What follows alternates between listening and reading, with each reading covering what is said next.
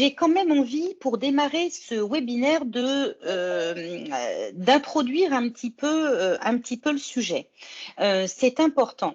C'est important pourquoi? Parce que le 21e siècle, aujourd'hui, il est marqué par le signe d'une mutation sociologique profonde. L'humain est en train de muter, de se transformer et d'accélérer sa transformation. Alors, quelque part, si on repart dans une frise chronologique, qu'est-ce qui s'est passé? Qu'est-ce qu'on a gardé en mémoire? On a gardé un certain nombre de révolutions. La première révolution qu'on a en mémoire, c'est la révolution industrielle. Qu'est-ce qu'elle a fait? Qu'est-ce qu'elle a permis de faire, cette révolution industrielle? Elle nous a finalement permis, à nous humains, de nous transformer et de passer d'un monde qu'on dit agricole à un monde industriel. Cette révolution, elle a également créé un système économique qu'on appelle aujourd'hui le capitalisme. Et du coup, qu'est-ce qui s'est passé? Il s'est passé qu'à ce moment-là, la première richesse de l'entreprise, c'était son outil de production, c'était tout nouveau. On arrêtait de faire des choses à la main et d'un seul coup, on avait des machines qui pouvaient reproduire quelque part des schémas humains. Il s'est passé qu'à ce moment-là, la première richesse de l'entreprise, c'était son outil de production, c'était tout nouveau. On arrêtait de faire des choses à la main et d'un seul coup, on avait des machines qui pouvaient reproduire quelque part des schémas humains. Et ça a créé, comme je le disais, effectivement, le capitalisme. Et de ce capitalisme découle un mode de management qu'on appelle un mode de management top-down. C'est-à-dire que engrammé dans les cellules humaines, eh bien, moi, la première, on était conditionnés dans un mode de management d'exécution. Et puis, tout ça, ça a fonctionné une centaine d'années. Et puis, à un moment donné, moi, j'ai eu la chance de la vivre, on a eu cette fameuse révolution digitale. Qu'est-ce qu'elle a fait, cette révolution digitale? Elle a profondément changé notre façon de consommer, de vivre, de penser.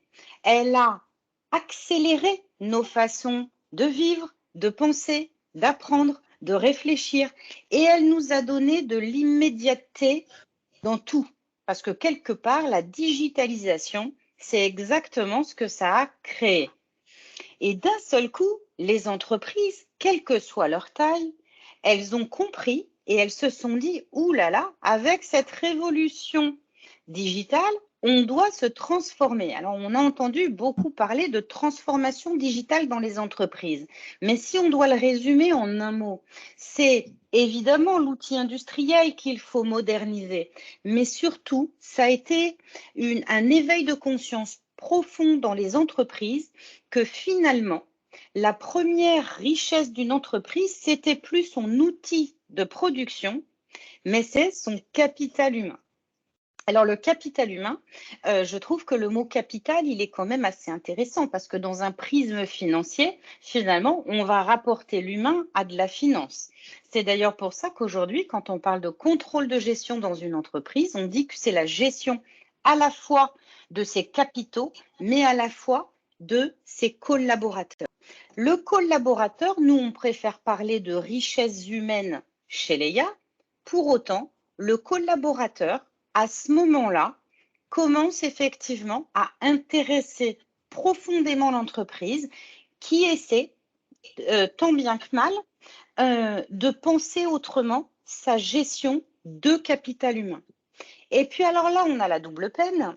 Pourquoi on a la double peine? Parce qu'en plus, avec les départs en retraite depuis quelques années, on voit arriver sur le marché des nouvelles générations. Et là, on se dit, mais qu'est-ce que c'est que ces nouvelles générations qui deviennent des slasheurs, qui ont besoin de sens, qui ont besoin d'entreprises à impact. Et là, on se retrouve dans une inversion de tendance extrêmement forte qui fait que finalement, le collaborateur qui était dans un mode d'exécution, il a des besoins, des envies et surtout, il sait de plus en plus comment il va s'épanouir. Quand on parle de cette révolution industrielle, on est sur un processus lent Comme je vous le disais tout à l'heure, la révolution digitale, elle a surtout accéléré nos propres façons même de vivre, hein. Vivre, penser, réfléchir, dormir, travailler, ça a tout accéléré. Et donc, effectivement, là, on est sur un phénomène d'accélération. Et puis, qu'est-ce qui récemment, il y a 2 ans, s'est invité dans tous nos business, dans toutes nos vies, dans toutes nos façons de penser et même de respirer? Le Covid-19. Et là, je pose la question très ouverte. Est-ce que c'est une troisième révolution? On se rend compte depuis 2 ans que ce Covid, il a créé un vide et que l'humain a peur du vide. Imaginez-vous quand toutes vos boutiques, toutes les boutiques, tous les restaurants, etc., tout ferme et que des collaborateurs, à un moment donné, dont le métier, c'est de travailler dans la restauration, d'être vendeur dans un magasin, que sais-je, d'un seul coup, tout s'arrête. Eh bien, qu'est-ce qui s'est passé? Il y a eu un nouvel éveil de conscience avec beaucoup, beaucoup de parcours de reconversion et la quête de sens au travail est devenue une urgence environnementale. Ça veut dire que désormais, l'humain, il sait ce qu'il veut du sens, il veut un job qui résonne en lui et on a aussi beaucoup, beaucoup de métiers qui ont été abandonnés au profit de parcours de reconversion pour des gens qui effectivement se disaient plus jamais je veux que ceci m'arrive de ne plus pouvoir travailler parce que j'ai un métier qui peut à un moment donné créer un trouble. Et donc, on sort du Covid. Et donc là, on vient de sortir du Covid. Alors, on voit des cas, de plus en plus de cas, là, je crois, depuis 2-3 jours. Le gouvernement se pose quelques questions. Mais en attendant, qu'est-ce qui s'est passé profondément? Profondément, on est passé d'un modèle d'emploi et d'employabilité clivé dans lequel c'est le manager, le recruteur, l'entreprise qui avait et qui exerçait un système de pouvoir sur le collaborateur. On a inversé ce paradigme et désormais, c'est quand même, et nous on le constate dans notre métier, hein, quasi systématiquement le collaborateur qui a pris le pouvoir sur l'entreprise. Est-ce que c'est bien? Est-ce que c'est mal? Moi, je vais vous donner mon avis parce que c'est ce pourquoi j'œuvre au quotidien avec Damien Chéléa. Moi, je pense que la vraie économie, elle est circulaire, c'est-à-dire que nous devons tous contribuer au fait d'équilibrer l'offre et la demande en matière d'emploi. C'est essentiel parce qu'aujourd'hui, on est confronté à cette nouvelle peine qui est que le collaborateur, dès qu'il a quelque chose qui ne lui convient pas, et a fortiori dans des métiers sous tension, pénuriques, eh bien, il renonce et il va ailleurs parce qu'il sait qu'ailleurs, eh bien, il va trouver encore quelque chose. Voilà. Est-ce que la France est effectivement en situation de retour au plein emploi? On va travailler à partir de chiffres et de données, cette fois-ci non pas issues de l'intelligence artificielle de Trouve ta voix, mais des données extrêmement professionnelles de la DARES et du ministère de l'Emploi. Alors, qu'est-ce qu'on constate aujourd'hui? On a un taux de chômage à 7,4%. Ce taux de chômage, il est au plus bas depuis 2008. Est-ce que pour autant, ça veut dire qu'on a un retour au plein emploi? Je vous laisse réfléchir sur ces questions-là. En tout cas, 60% des métiers en France sont en forte tension de recrutement et ça s'accélère. Ça veut dire que de plus en plus, on va avoir des métiers en tension. Et ça, c'est important. Cette donnée, elle date d'octobre 2021. Et je crois, Damien, que tu vas revenir sur cette donnée pendant ta présentation en temps réel sur de la data. 300 000 emplois en octobre 2021 restaient à pourvoir en France. C'est juste colossal. Voilà. Alors, quels sont les métiers qui recrutent le plus? Tout ce qui est viticulteur, arboriculteur salarié, alors ça n'est pas classé, ça n'est absolument pas classé 1, 2, 3, 4, hein, c'est vraiment un portfolio global. Tous les agents d'entretien évidemment tous les métiers de l'hôtellerie, tourisme, restauration, les agriculteurs salariés, tous les employés libre-service qui vont travailler dans la grande distribution, par exemple, les ouvriers, tous les métiers des services à la personne. Donc, si vous êtes dans ces secteurs-là, bah forcément, vous recrutez beaucoup et souvent. Et donc, forcément, c'est assez mathématique, vous devez avoir un turnover plus important que dans d'autres métiers. Quels sont ceux qui, selon le ministère de l'Emploi, toujours, sont les métiers les plus en tension en ce moment? Eh bien, effectivement, les métiers du bâtiment, un charpentier, couvreur, nous on le voit, les façadiers, les zingueurs, etc., c'est compliqué. Les géomètres, les tuyauteurs, les professions médicales qui sont aussi aujourd'hui moins bien vues par les nouvelles générations pour plein de raisons. On pourrait en parler parce que je me suis beaucoup documentée sur ces sujets-là et qui créent d'ailleurs de vrais dysfonctionnements dans notre pays. Tous les métiers qui sont des métiers de service à la personne, tous les métiers de carrossier, mécano, etc. et tous les vendeurs et commerciaux. Donc, ça veut dire que à la fois vous êtes dans un métier qui recrute beaucoup, à la fois votre métier est sous tension, bah, vous avez déjà effectivement la double, voire la triple peine. Et quels sont les métiers les plus simples à recruter? Vous les voyez ici. Ce qui est intéressant à retenir dans cette diapositive, c'est que quand on sait que les employés libre-service sont des emplois qui recrutent beaucoup et en même temps qui sont les plus simples à recruter, eh bien, ça permet de donner des voies à des parcours de reconversion.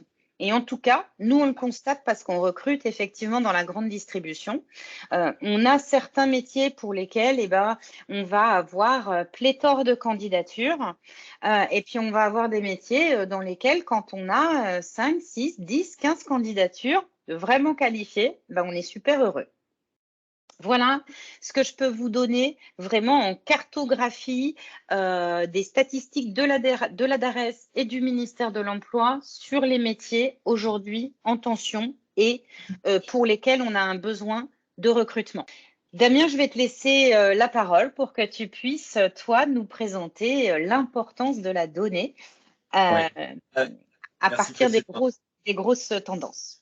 Oui, donc effectivement, on va venir faire un zoom sur les tendances d'abord macro du marché des RH et ensuite on va aller zoomer sur un cas plus précis, donc un cas concret, le cas concret que Priscilla vous a annoncé tout à l'heure. Ce qu'il faut savoir, c'est qu'on utilise pour ces données un outil d'intelligence artificielle qui permet une veille économique réelle du marché des RH en temps réel. Donc toutes les données que vous voyez ici, on les a extraites hier soir, elles sont fraîches, elles sont vraiment à jour. Et c'est un outil que nous proposons à nos clients. Voilà. Donc, je sais que vous êtes plusieurs dans la salle, enfin, dans ce webinaire, à faire partie de nos clients. Si jamais c'est un outil qui vous intéresse ou vous êtes simplement curieux, n'hésitez pas à vous rapprocher de Marion, qui se fera un plaisir de vous montrer, expliquer et vous présenter cette plateforme.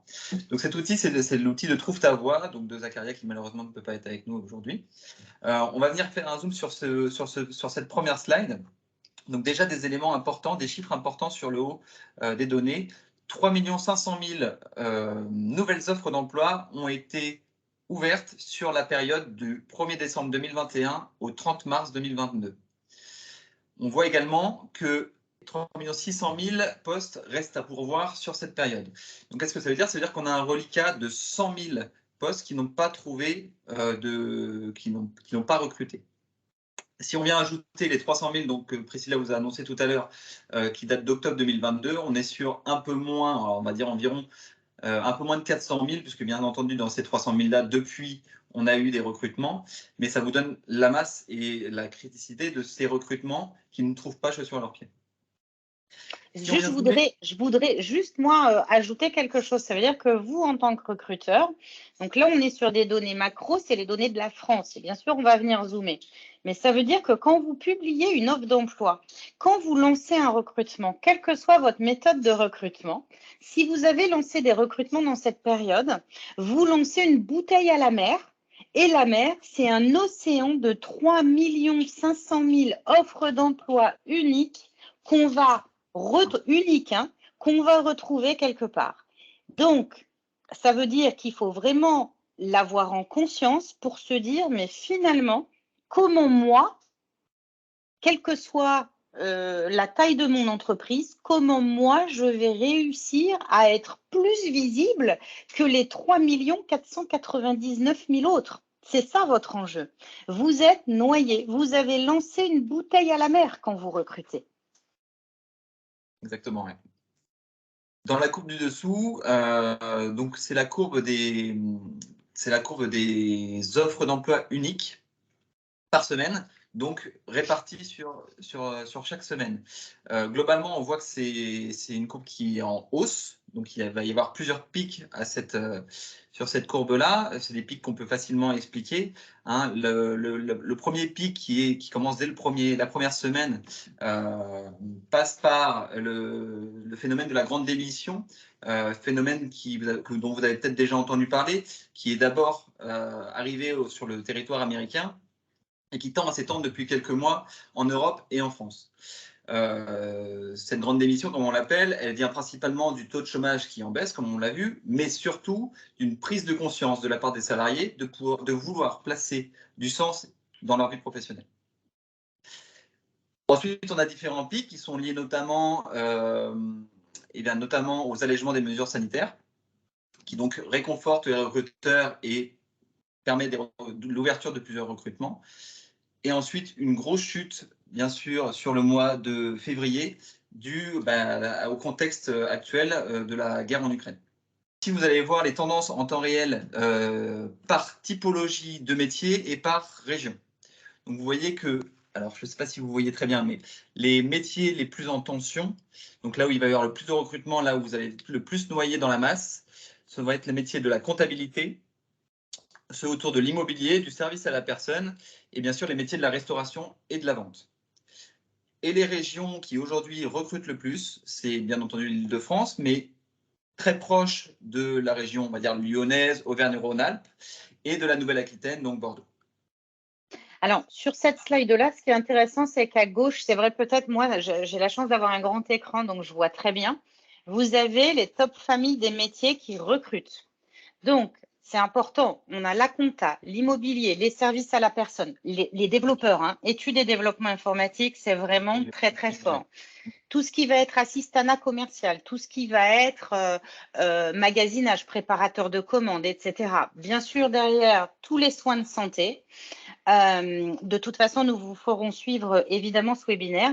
Et à droite, vous trouvez dans la famille de métiers les métiers les plus en tension puisque c'est ceux qui recrutent le plus. Donc, comptable, aide ménager, auxiliaire de vie, infirmière, garde d'enfants, conseiller immobilier, aide-soignant, développeur informatique, gestionnaire de paix, j'insiste, gestionnaire de paix, les caristes, les profs, hein, bien sûr, les négociateurs immobiliers. On vous enverra, et les chauffeurs poids lourds, très important aussi, parce que on a beaucoup, on n'en parle pas assez, mais voilà, on en recrute beaucoup.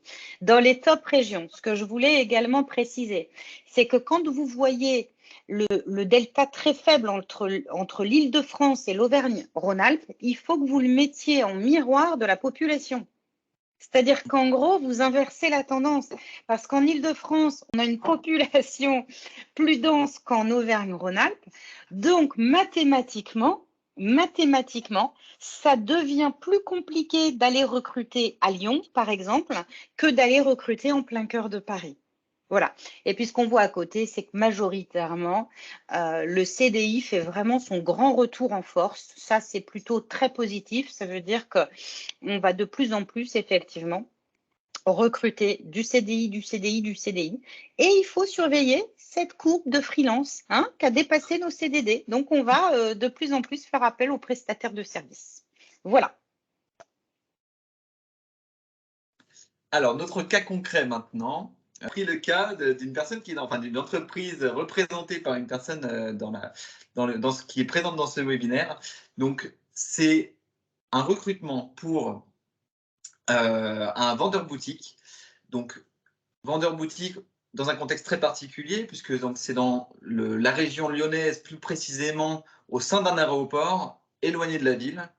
Et donc, qui dit aéroport dit bien sûr travailler en zone sous douane, et donc qui entraîne aussi des complexités et des difficultés de recrutement supplémentaires.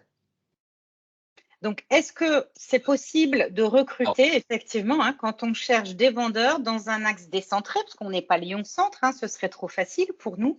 Et en plus de ça, avec les contraintes liées effectivement au fait de travailler en zone sous douane.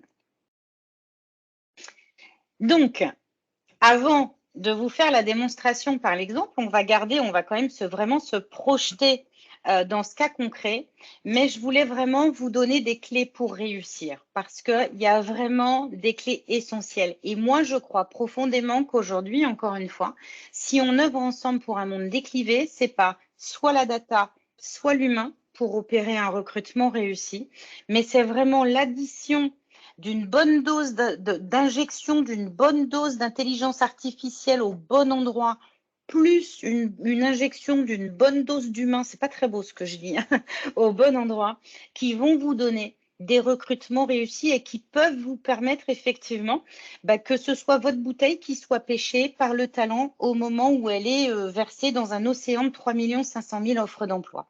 Le premier point, effectivement, il faut analyser son marché. Et ça doit être fait systématiquement. Donc, je me projette, je rencontre mon client et mon client me dit, ben voilà, nous, ça va vraiment être très, très compliqué si vous décidez d'accepter notre mission parce que non seulement on est en région lyonnaise et je vous redonne la triple peine. Qu'est-ce qu'on fait? Qu'est-ce que j'ai fait dès le départ? Je me suis dit, OK, on recherche des vendeurs sur Lyon, périphérie, mais en tout cas sur Lyon. C'est qui ma concurrence? C'est quoi ma concurrence? C'est super important. Et là, je me dis que ma concurrence, c'est des vendeurs boulanger-pâtisserie. OK, ça, je le mets de côté. Ah, je rajoute une peine supplémentaire. Les deuxièmes offres les plus représentées sur ma zone de chalandise, c'est le prêt-à-porter, c'est l'électroménager, en plein dans le métier de mon client. Donc, je me dis, là, il va falloir qu'on soit extrêmement agile. Et donc, je vais exploiter ces datas temps réel tirées de mon intelligence artificielle, mais pour travailler et me dire, OK, comment est-ce que je fais pour que ma bouteille à moi qui est noyée sur le mois de mars dans 332 offres uniques soit la plus belle bouteille, sans pour autant habiller la mariée. C'est-à-dire que cette bouteille, c'est une bouteille réelle, concrète, pragmatique, mais c'est celle qui va, de façon concrète et pragmatique, attirer le plus de talents. Et je constate effectivement que j'ai une décroissance de mes offres. Je ne reviens pas dessus, Damien en a parlé, on le sait, nous on le constate tous les jours. Le contexte géopolitique crée aussi des doutes au niveau des entreprises et c'est normal. Voilà, c'est normal, on les a tous, je les ai, Damien les a, j'imagine que vous les avez. Donc déjà, j'ai analysé mon marché et j'ai vu que effectivement, eh bien, j'allais devoir faire preuve de grande agilité, d'intelligence situationnelle au niveau de ce recrutement pour pouvoir gagner effectivement la confiance de mon client par des recrutements réussis, parce que nous, en plus de ça, on est partenaires. Donc maintenant, je suis prête. La data, elle a mis en conscience chez moi plein de choses. La première, c'est OK, Priscilla, il faut que tu crées la différence. Donc ça, c'est des techniques. Il faut absolument que tu crées de la différence. Et puis là, c'est de dire OK, eh ben, tu vas faire preuve d'intelligence humaine, hein, c'est-à-dire que comment est-ce que tu vas pouvoir sublimer sans pour autant tronquer la proposition de valeur, et c'est une proposition de valeur que vous faites à votre talent quand vous publiez une offre d'emploi, hein, pour effectivement recruter mieux et forcément de façon plus efficace vos talents.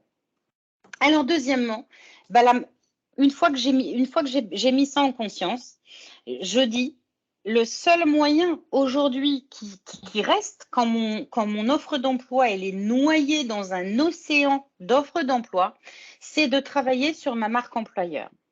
Alors attention, depuis 2019, le gouvernement a incité toutes les entreprises, quelle que soit leur taille, à se poser ces questions et à inscrire au niveau de leur statut leur raison d'être.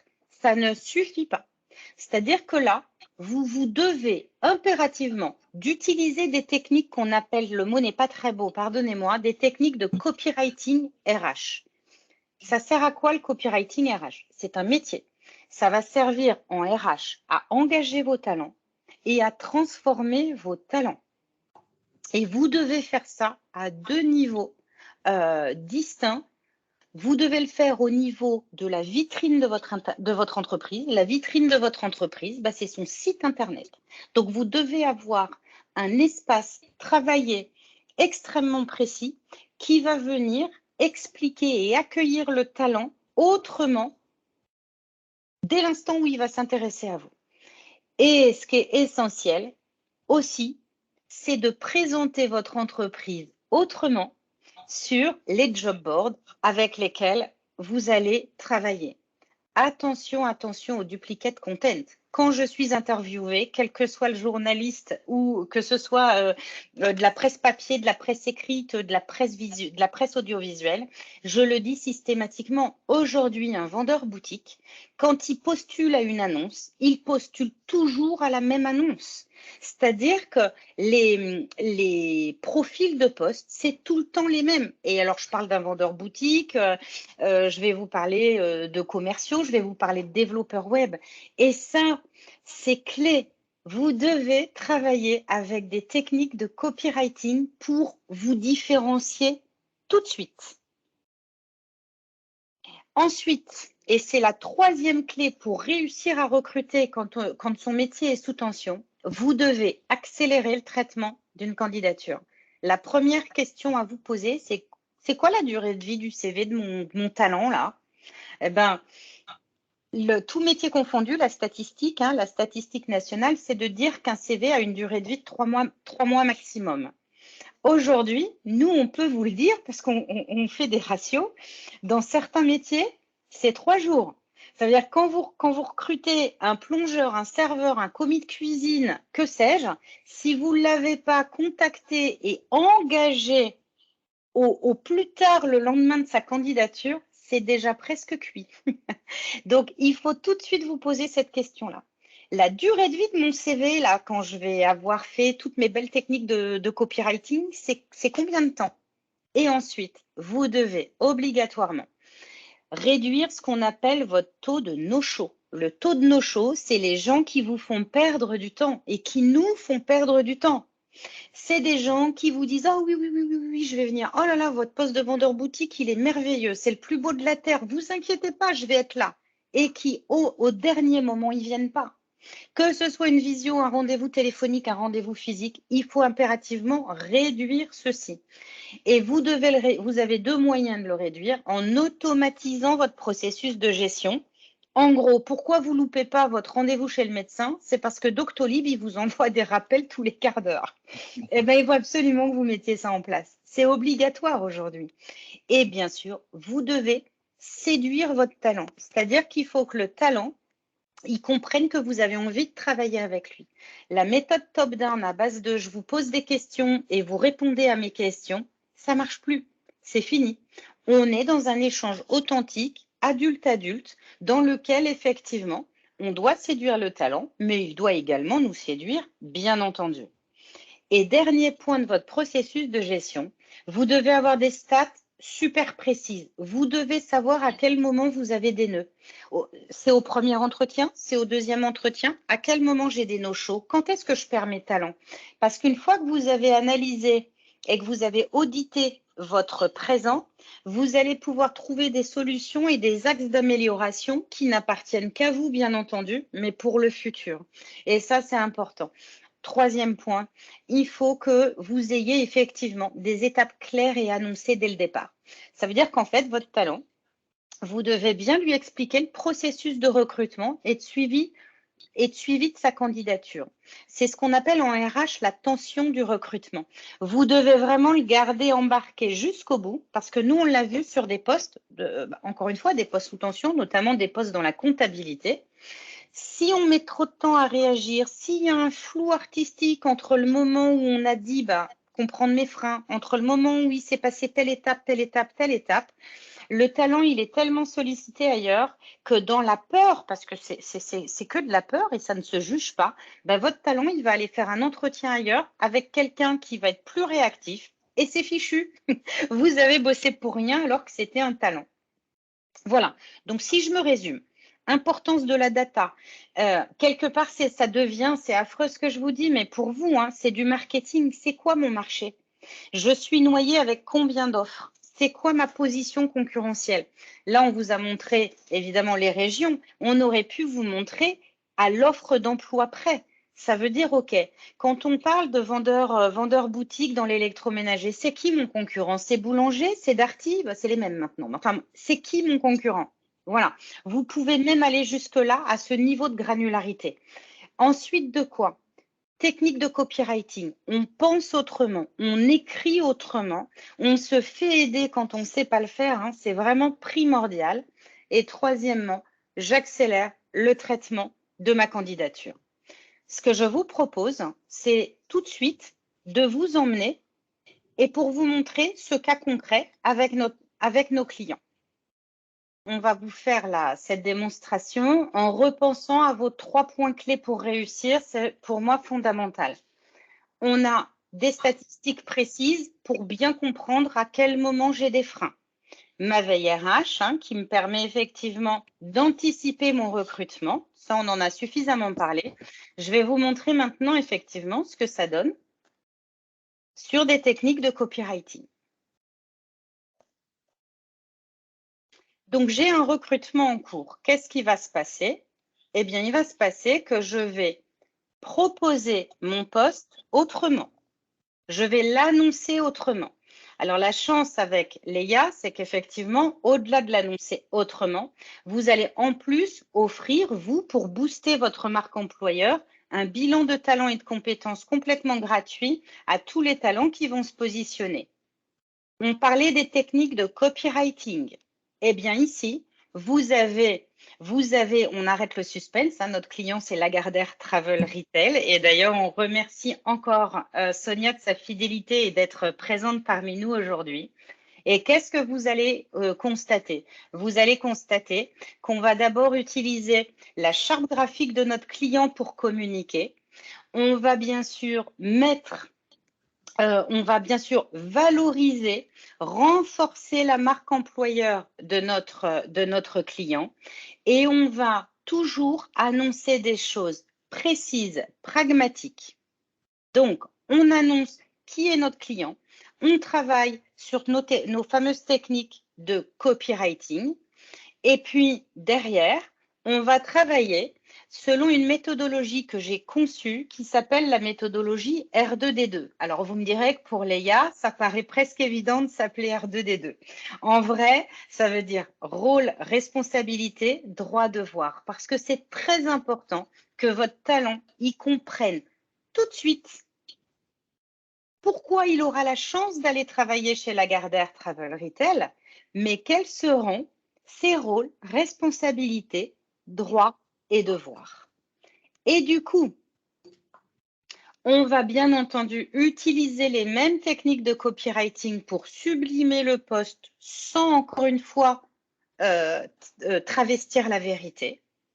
Et ensuite, quand on travaille en rôle et responsabilité, voyez bien, cela signifie que votre prise de poste démarre à telle heure. Vous allez travailler jusqu'à telle heure. Vous allez travailler en zone sous douane. Il faudra qu'on vous délivre ça. Votre processus de recrutement va se passer comme ça. Premièrement, les gens qui vont vous solliciter pour ce job, ils vous sollicitent ce qu'on appelle en leur âme et conscience, hein, c'est-à-dire que nul n'est censé avoir lu. Donc, vous évitez, et nous, on le voit, on s'évite quand même beaucoup de candidatures mal orientées. On en a toujours, hein, mais on s'en évite. Je n'ai pas de statistiques, mais moi, je pense, il faudrait voir avec nos chargés de recrutement, mais je pense au moins 50 à 70%. Et ensuite de ça, on va présenter tous les avantages de notre poste et on revient sur les droits et maintenant sur les devoirs. Pour pouvoir candidater, vous devez, voilà, voici ce qu'il vous faut et on vous rappelle que voilà ce qu'on attend de vous. Donc ça, c'est très important et c'est ce qu'on appelle des techniques de copywriting. Ensuite, qu'est-ce qu'on va voir? Eh bien, on va voir qu'effectivement, avec Léa et pour la première fois, on arrête ce que je vous disais tout à l'heure, de faire du duplicate content et de travailler avec des moteurs de tri de candidature par de la sélection en mots-clés. On va aligner la singularité du métier. Qu'est-ce qui fait qu'être vendeur boutique chez Lagardère Travel Retail, c'est pas la même chose que chez un concurrent? Et on va l'aligner avec l'ADN professionnel, donc la singularité professionnelle de tous les individus avec lesquels on va travailler. Du coup, qu'est-ce qui se passe? Je passe à mon troisième sujet. Je dois accélérer mon time to market. Eh bien, qu'est-ce qui va se passer? Je vais déjà, encore une fois, revenir à l'intelligence artificielle. Donc, je reviens à l'intelligence artificielle et je vais pouvoir piloter mes recrutements. Alors là, je vois que le travail de mes équipes a été super bien fait, que les candidatures ont toutes été basculées sur l'espace de notre client. Donc, peu importe, on va en prendre un autre. Ce n'est pas le sujet aujourd'hui. On va prendre un autre métier sous tension et on va continuer à se projeter. On doit accélérer notre time to market. Donc, le fait d'avoir des statistiques globales, c'est très bien, mais vous devez aussi avoir accès à des statistiques poste par poste, métier par métier. Parce que mes freins, quand je recrute une auxiliaire de vie, c'est peut-être pas les mêmes que quand je recrute une aide aux personnes âgées. Et derrière, vous allez retour à l'intelligence artificielle. On va trouver des sélections de candidats. Chez Léa, 3 possibilités de sourcer des candidats. Léa est un logiciel prédictif, donc il va solliciter des talents, évidemment fait pour vous. Il va réceptionner des candidatures en votre nom et vous allez pouvoir sourcer en un clic des candidats dans la base. En l'occurrence, là, c'est des candidats qui ont été sourcés dans la base. Et donc, automatiquement, vous aurez le pourcentage de matching, d'alignement entre la singularité de votre métier et la singularité humaine. Chez Léa, quand vous avez 50% de taux de compatibilité, ça veut dire que vous auriez 100% ailleurs. Ça veut dire que tous vos critères obligatoires de compétences, appétences sont tous respectés. Et si vous n'avez que 50%, c'est que malheureusement, l'alignement sur le sens et les valeurs, là, en l'occurrence, sur ces candidats-là, il n'est pas là. Et c'est tout à fait normal et compréhensible. Pourquoi? Parce que de la même manière que votre ADN humain, il est unique, l'ADN professionnel, il n'est pas unique chez Léa, on n'a pas cette arrogance-là, mais il y a 525 fois 525 fois 525 possibilités d'ADN, tant pour nos clients que pour les individus. Donc, on a des matchs qui vont s'opérer, mais quand on a 50% chez Léa, c'est déjà un très, très bon indicateur. Et pour accélérer mon time to market, je vais pouvoir évidemment sélectionner des candidats en masse, mais je vais surtout pouvoir traiter extrêmement rapidement mes candidatures. Pour traiter extrêmement rapidement mes candidatures, on parlait de Doctolib tout à l'heure. Nous avons intégralement dématérialisé et automatisé n'importe quel processus de recrutement. Peu importe vos étapes de recrutement, on va faire comme pour vos rendez-vous, médicaux. À chaque fois que vous allez confier une tâche, une activité à un individu, chez vous bien sûr, à chaque fois, le talent et la personne concernée recevront, hop, on va le voir ici, recevront des alertes, des notifications. Vous allez éviter les no-shows, vous allez séduire votre talent. Donc là, vous voyez, on est rentré dans un processus de gestion avec notre talent et je vais pouvoir faire plusieurs choses. Je vais pouvoir me créer des notes, hyper important pour garder la mémoire, mais surtout, je vais pouvoir consigner des activités. Un entretien physique que je vais assigner à Damien, puisque tu es là, voilà, Et je vais la signer quand? Eh bien, je vais la signer le 20 avril. À quelle heure? À 13h20. Damien, est-ce que tu peux vérifier ci et ça? À partir du moment où je vais valider cette tâche-là, Damien, tant qu'il n'aura pas confirmé sa disponibilité, il recevra des notifications.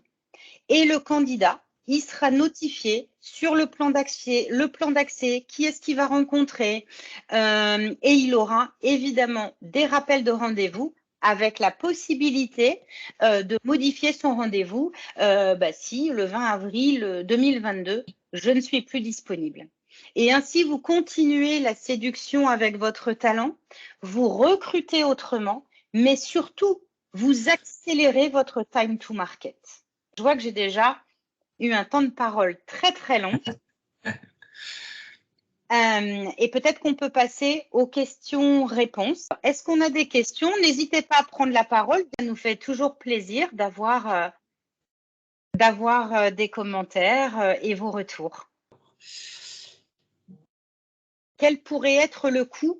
Alors, l'IA, c'est vraiment l'emploi pour tous. Donc, c'est-à-dire qu'à partir du moment où vous allez effectivement travailler avec nous, on a deux formules d'adhésion. On a l'adhésion tout inclus. Donc, cette adhésion tout inclus, c'est vraiment une adhésion dans laquelle on fait tout pour vous, y compris les entretiens de présélection. Donc, cette formule-là, c'est une formule où vous allez payer 1 800 € par mois. Et dans cette enveloppe de 1 800 € par mois, vous pourrez nous solliciter pour recruter jusqu'à 10 talents par mois. Et à chaque fois qu'on recrutera un talent, parce que nous, on s'engage vraiment à vos côtés, à chaque fois qu'on va recruter un talent, ça vous coûtera 675 € s'il n'y a pas d'approche directe, parce qu'on a des métiers, le développement web, je ne sais pas dans quel métier vous êtes, madame, mais le développement web, typiquement, ou les consultants en ESN, on va travailler en approche directe. Et quand on est en approche directe, on est à 1 350 €. Et quel que soit le métier, le poste et le niveau de rémunération que vous recrutez. La deuxième adhésion, c'est une adhésion dans laquelle on va se partager le travail. On sera toujours le bureau Veritas, où on regardera tout ce que vous avez fait. C'est bien sûr nous qui allons... Service à la personne, garde d'enfants, ok. On a beaucoup de clients dans ce domaine et on discute avec la FEDESAP aujourd'hui pour vous accompagner encore mieux et plus vite. Et donc, alors, si on prend l'exemple des services à la personne, qui est un très bon exemple de la deuxième offre, 100% de nos clients aujourd'hui dans les services à la personne travaillent en mode où on se partage le travail. On vient sublimer votre marque employeur, on crée votre site carrière, on crée votre chapeau d'entreprise, on crée votre premier profil de poste et ensuite on va se rémunérer sur le nombre de talents que vous voulez qu'on mette à disposition sur votre espace de gestion tous les mois. Ok, vous m'entendez? Oui. Ah, ça y est, j'ai réussi à… Oui, j'ai activé mon côté. Bonjour, donc je suis Cécile Lusso, merci pour cette présentation, très intéressant. Nous, on a déjà on existe depuis 17 ans, donc les canaux de recrutement, etc., on les connaît, on a déjà pas mal de choses. En fait, mon interrogation, c'est aussi un peu comment vous faites, où vous les trouvez, justement, ces talents, quoi, parce que forcément, nous, ça nous interroge. Moi, ça m'interroge en tout cas. Mais bien sûr, mais ça interroge très régulièrement. Alors, ça fait partie de ce qu'on appelle notre secret sauce, ce qui fait qu'aujourd'hui, effectivement, le marché s'intéresse à nous. On a ce qu'on appelle des techniques de gros hacking. On a évidemment nos techniques de copywriting qui font qu'on approche et qu'on a beaucoup de talents qui viennent chez nous. Et surtout, dans nos différences, je ne vous en ai pas parlé aujourd'hui, mais les gars, c'est d'abord et avant tout pour vous séduire vous. C'est une plateforme extrêmement altruiste pour n'importe quel talent aujourd'hui en quête de sens et ou d'emploi. Et on va les aider à prendre en main leur carrière. Ça veut dire quoi? On leur offre un bilan de talent et compétences. Ensuite, on leur met à disposition gratuitement un espace privatif dans lequel ils vont pouvoir piloter leur carrière. Dans ce pilotage de carrière, on va leur suggérer des offres d'emploi. Ils vont pouvoir candidater directement à vos offres d'emploi Et aussi et surtout, ce qu'ils aiment beaucoup, c'est qu'ils vont pouvoir obtenir des entretiens avec des coachs professionnels et qui vont pouvoir les éclairer pour de vrai sur leur bilan de talents et compétences et sur le plan d'action pour obtenir et aboutir au métier singulier et pluriel, réellement fait pour eux. Et donc, en fait, on a énormément de talents. Aujourd'hui, on a une traction, on a la plus grosse traction du marché en dehors de Pôle emploi. Chaque jour, et c'est Damien qui le pilote, on a 200 nouveaux talents week-end inclus. Donc, ça veut dire qu'on a au minimum 1500 nouveaux talents qui nous rejoignent chaque semaine chez Léa. Et donc, vous êtes France entière. Enfin, oui, forcément, parce que c'est une application. C'est une application ou c'est un site? C'est une application. C'est pour vous, ce que je vous ai montré, là, c'est une application. Une application web. C'est une application web, donc c'est bien via Internet, via un navigateur. Enfin, c'est un site pour vous, ça la coquille d'un site Internet. Ouais. D'accord. Et pour répondre à votre question, on est vraiment présent. Alors évidemment, vous voyez, vous l'avez vu dans les grandes tendances. Donc on est au niveau de notre berceau de talent, on est assez proche. Une région sur laquelle, et c'est compliqué pour moi, nous ne sommes pas présents, c'est la Corse. On a du mal à aller capter les talents en Corse. D'accord. Et donc, du coup, par rapport à ce que vous disiez, moi, je suis adhérente FEDESAP. Donc, oui. En l'occurrence, on peut bénéficier d'offres spécifiques de la FEDESAP? Alors, malheureusement, pas encore, parce qu'en fait, je suis en train de discuter avec votre président, qui est également le président du groupe Vitaliance. Et pour l'instant, on a des échanges très intéressants, mais théorie des petits pas. Donc, pour l'instant, il n'y a rien. Mais par contre, on l'envisage très sérieusement. D'accord, ok. Oui, donc du coup, on peut peut-être attendre un peu, ou en tout cas… Ah, Sonia, on peut peut-être donner la parole à Sonia qui doit s'en aller. Donc, Sonia, c'est Lagardère Travel Retail. Je ne sais pas, Sonia, si vous pouvez peut-être couper votre micro juste pour nous dire au revoir et un petit mot. Bonjour à tous, oui, ça y est, ça marche effectivement. Écoutez, oui, c'est moi, j'apprécie beaucoup effectivement la réactivité de Priscilla, qui est beaucoup plus rapide que moi d'ailleurs. Même les équipes, c'est moi qui n'arrive plus à suivre. Donc, ce qui est vraiment sympa, c'est effectivement tout le rewording de l'annonce, tout ce copywriting effectivement qui a été fait, qui a été réalisé, qui fait vraiment la différence. Ensuite, c'est vrai que le petit changement, c'est un peu comme un ATS finalement, vous gérez tout sur la plateforme, mais en soi, c'est très fluide. Vous savez quand est-ce que vous avez la mise à disposition donc des profils, quand est-ce que les rendez-vous sont pris. Si vous voulez changer le rendez-vous, vous pouvez le faire très facilement. Vous avez, c'est vraiment très fluide comme plateforme. Puis vous avez accès effectivement aux différents profils, tout comme un ATS en fait, de manière assez simple. C'est pareil, donc vous pouvez valider aussi, modifier donc les annonces qui sont mises en ligne. Donc si vous voulez justement apporter quelques modifications, d'autres touches. Enfin, c'est la communication vraiment et la réactivité est vraiment présente. Voilà. C'est un peu mon retour d'expérience. Merci mille fois. Merci. 1, de vous être connectée, Sonia, et 2, pour ce beau retour que je partage volontiers avec toutes les équipes. Et puis, de toute façon, on se voit très vite, Sonia, parce qu'on a pas mal de sujets en cours. Merci beaucoup et à très, très vite. À très vite, merci. Alors, au revoir. Est-ce qu'on a d'autres questions, d'autres remarques? N'hésitez pas, on ne mord pas. Peut-être Damien, de temps en temps. Écoutez, s'il n'y a plus de questions, ce que je vous propose, c'est vraiment peut-être un dernier effort de votre part pour celles et ceux qui sont restés jusqu'à la fin.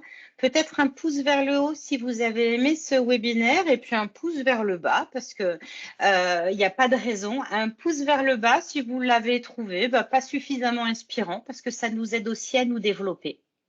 Ah, il y a des pouces vers le haut qui arrivent. Bon, c'est super. Merci vraiment, merci infiniment pour tous ces retours. on se tient à votre disposition. On a une obligation de conseil, vraiment. Donc, quand vous voulez, vous n'hésitez pas. Mes équipes, moi, on est toujours à disposition parce qu'il faut vraiment garder en tête que cette vision que je porte et qu'on assume, c'est vraiment un mot fort avec Damien, c'est d'essayer de créer un monde moins clivé et de réellement équilibrer l'offre et la demande en matière d'emploi. Donc, si vous arrivez à recruter, peu importe comment, nous, on est vraiment très satisfaits. Donc, n'hésitez pas, on a une obligation de conseil vis-à-vis de nous toutes et nous tous. Et du coup, ce sera peut-être le mot de la fin. Damien, tu as envie de rajouter un petit mot? Je pense. Merci beaucoup de votre participation, de votre écoute.